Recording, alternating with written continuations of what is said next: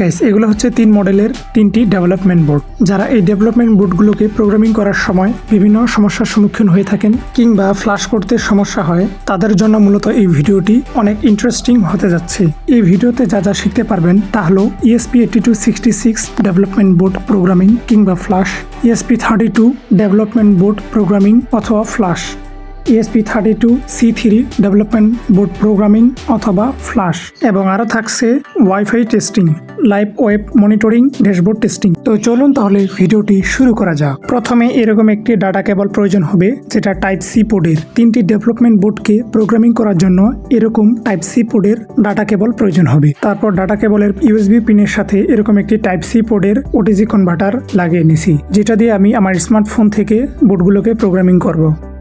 প্রথমে প্রোগ্রামিং করব ESP8266 মডেলের ডেভেলপমেন্ট বোর্ড, যেটার ভার্সন হচ্ছে 3। তো এই বোর্ডটি প্রোগ্রামিং করার জন্য যে ডাটা কেবলটির পিনটি রয়েছে, টাইপ সি পিনটি এখানে আমি কানেক্ট করে দেব।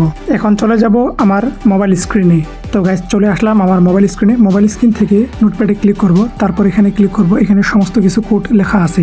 যখন হটস্পট অ্যাক্সেস পয়েন্ট তৈরি হবে তখন প্রয়োজন হবে এই পাসওয়ার্ডটি এবং নামটি। তো আমি এখন সম্পূর্ণ কোডগুলোকে অল সিলেক্ট করে নিচ্ছি, এখান থেকে কপি করে নিচ্ছি। তারপর এখান থেকে আর্ডিনো ড্রয়েড অ্যাপে ক্লিক করব। তারপর এখান থেকে 3 ডট মেনুতে একবার ক্লিক করব। এখান থেকে সেটিংয়ে ক্লিক করব। এখান থেকে বোর্ড টাইপে ক্লিক করব। দেন এখান থেকে ESP8266 বোর্ডটি সিলেক্ট করে দেব এবং নিচে একটু স্ক্রল করব। স্ক্রল করার পর এখানে যে লেখা আছে নট MCU 1.0 ESP12E মডিউল, এটাকে আমি এখন সিলেক্ট করে দেব। এটাই হচ্ছে আমার বোর্ডের ভার্সন। তারপর এরকম একটি ছোট পপ আপ মেনু আসবে, এখান থেকে 160 মেগাহার্টজ করে দিবেন। 80 দিলেও সমস্যা নেই। তারপর আমি ওকেতে ক্লিক করে দিব। এখন এখানে আমি সম্পূর্ণ কোডগুলো পেস্ট করে দেব।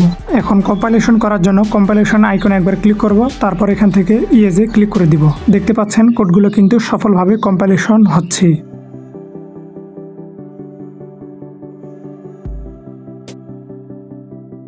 ইতিমধ্যে সম্পূর্ণ কোড কম্পাইলেশন ফিনিশ হয়ে গেছে। এখন আমি কোডগুলো আমার ESP-তে আপলোড করব। এখন আমি কোডগুলো আপলোড করার জন্য আপলোড আইকনে ক্লিক করলাম। তারপর এখান থেকে ওকে ক্লিক করে দিব। দেখতে পাচ্ছেন কোডগুলো কিন্তু আপলোড হওয়া শুরু হয়ে গেছে। তো গাইস, দেখতে পাচ্ছেন কিছুক্ষণের মধ্যে সম্পূর্ণ কোড আমার ESP-তে আপলোড হয়ে গেল, যার ফলে আমার ESP ডেভেলপমেন্ট বোর্ডের লাইটটি ব্লিঙ্ক করতেছে।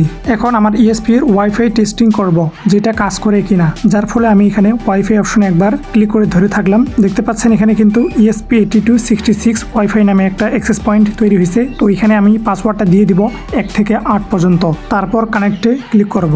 দেখতে পাচ্ছেন ESP-এর হটস্পটটি কিন্তু এখানে কানেক্ট হয়ে গেছে। এখন আমি এখান থেকে ব্যাক ব্যাক আসার পর ক্রোম ব্রাউজারে ক্লিক করব। এখানে আমি একটি IP অ্যাড্রেস টাইপ করব, যেটা হচ্ছে এটি। এই IP অ্যাড্রেসটা লিখে আমি এখানে সার্চ করব। দেখতে পাচ্ছেন সার্চ করার সাথে সাথে কিন্তু এটা একটি ওয়েব ড্যাশবোর্ডে নিয়ে গেল। উপরে লেখা আছে ESP8266 system device monitoring dashboard. যেহেতু আমার ESP-তে কোনো ধরনের প্রবলেম নেই, সেক্ষেত্রে এখানে লেখা আছে ESP8266 all okay, no problem detected. তার নিচে লেখা আছে ডিভাইস স্ট্যাটাস অনলাইন, তারপর LED স্ট্যাটাস ব্লিঙ্কিং। এছাড়াও নিচে আরও বেশ কিছু ইনফরমেশন দেওয়া আছে।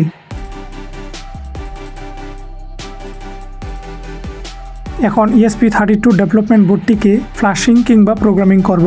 ডাটা কেবলের যে টাইপ সি পিনটি রয়েছে ওটি আমি আমার ESP32 বোর্ডের সাথে কানেক্ট করে দিলাম। তো আমি চলে যাচ্ছি ডাইরেক্ট মোবাইল স্ক্রিনে। মোবাইল স্ক্রিনে আসার পর নোটপ্যাডে ক্লিক করব। তারপর এখান থেকে এই কোডে একবার ক্লিক করব। এই যে কোডগুলো দেখতে পাচ্ছেন, এই কোডগুলো আমি সম্পূর্ণ কপি করে নিব।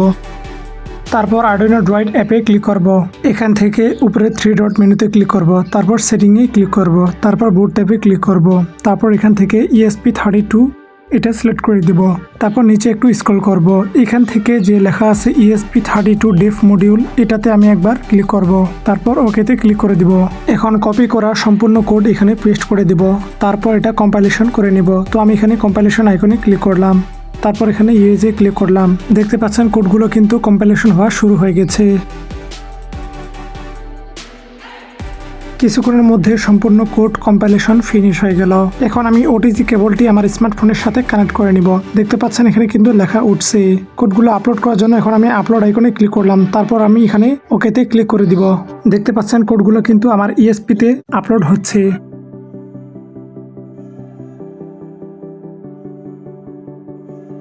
তো গাইস দেখতে পাচ্ছেন কিছুক্ষণের মধ্যে কিন্তু সম্পূর্ণ কোড আমার ESP-তে আপলোড হয়ে গেছে। তো আমি এখন যাব আমার ফোনের ওয়াইফাই অপশনে এখানে একটা অ্যাক্সেস পয়েন্ট দেখা যাবে যেটা ESP32 ওয়াইফাই নামে।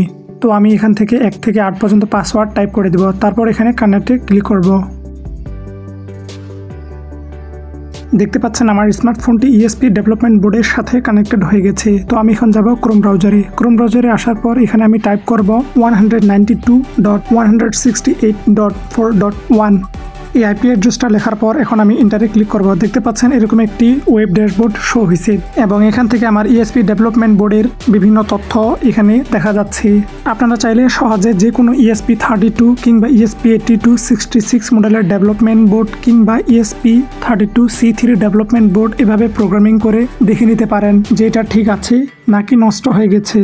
যখন সমস্ত কিছু প্রোগ্রামিং কোড আপলোড হয়ে যাবে তখন ESP32 ডেভেলপমেন্ট বোর্ডের ইন্ডিকেটরটি এভাবে ব্লিঙ্ক করবে। এখন আমি ESP32C3 ডেভেলপমেন্ট বোর্ড প্রোগ্রামিং কিংবা ফ্লাশিং করব। অনেকেই আছে যারা ESP32 এবং ESP8266 মডেলের ডেভেলপমেন্ট বোর্ড প্রোগ্রামিং করতে পারলেও ESP32C3 ডেভেলপমেন্ট বোর্ড প্রোগ্রামিং করার সময় অনেক প্রবলেম ফেস করেন। তো আমি এখানে শেখাবো কিভাবে আপনি সহজ পদ্ধতিতে সহজে এটাকে প্রোগ্রামিং করতে পারবেন। এখন ডাটা কেবলের টাইপ সি পিনটি ডেভেলপমেন্ট বোর্ডের সাথে কানেক্ট করে দিলাম। এখন আমি চলে যাব ডাইরেক্ট মোবাইল স্ক্রিনে। আমি এখন আমার নোটপ্যাডের সমস্ত কিছু কোড কপি করে নিব। তো এখান থেকে আমি চলে যাব এখন আর্ডিনো ড্রয়েড অ্যাপে। এখানে আসার পর 3 ডট মেনুতে একবার আমি ক্লিক করব।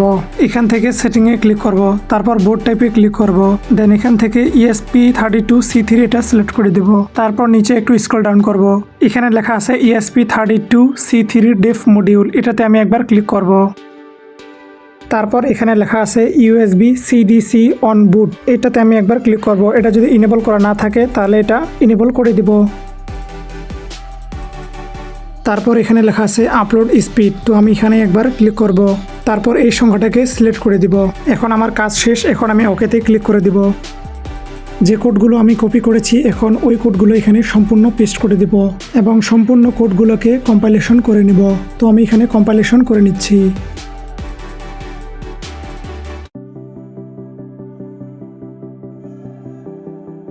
তো গাইস দেখতে পাচ্ছেন ইতিমধ্যে কিন্তু সম্পূর্ণ কোড কম্পাইলেশন হয়ে গেছে। তো আমি এখন আমার ESP-তে এটা আপলোড করে দিব, যার জন্য আমি OTG কনভার্টারটিকে আমার স্মার্টফোনের সাথে কানেক্ট করে দিলাম। দেখতে পাচ্ছেন এখানে কিন্তু লেখা উঠছে। তো আমি এখানে কম্পাইলেশন আইকনে একবার ক্লিক করব, তারপর এখানে ওকেতে ক্লিক করে দিব। দেখতে পাচ্ছেন এটা কিন্তু কম্পাইলেশন হয়ে গেল।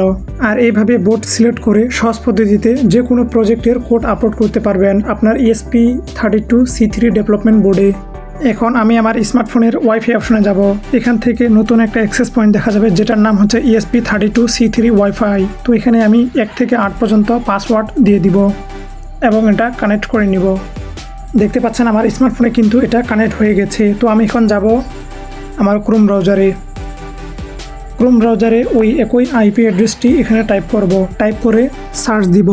তারপর এরকম একটা ওয়েব ড্যাশবোর্ড শো হবে। এখান থেকে ESP32 এর ওয়াইফাই টেস্টিং করা যাবে, অর্থাৎ ওয়াইফাইটা সঠিক মতো কাজ করতেছে কি না কিংবা ডেভেলপমেন্ট বোর্ডে কোনো প্রবলেম আছে কি না।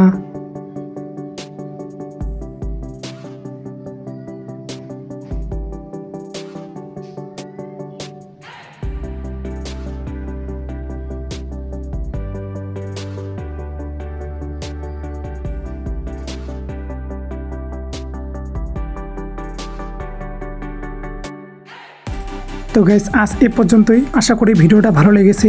যদি ভিডিওটি ভালো লেগে থাকে তাহলে লাইক করতে ভুলবেন না। আর আপনি যদি আমার ইউটিউব চ্যানেলে নতুন দর্শক হয়ে থাকেন এবং বিভিন্ন টেক রিলেটেড ভিডিও পছন্দ করে থাকেন তাহলে আমার ইউটিউব চ্যানেলটিকে সাবস্ক্রাইব করতে পারেন। যারা অলরেডি করে দিয়েছে তাদেরকে অসংখ্য ধন্যবাদ। এই ভিডিওতে দেখা 3টি ডেভেলপমেন্ট বোর্ডকে ফ্ল্যাশ করার প্রোগ্রামিং কোড ডিসক্রিপশন বক্সে পেয়ে যাবেন। আমি এতক্ষণে আপনাদের মাঝে ছিলাম চন্দন বর্মন। তো দেখা হচ্ছে আরেকটি নতুন ভিডিওতে। ততক্ষণ পর্যন্ত সবাই ভালো থাকুন, সুস্থ থাকুন। ধন্যবাদ।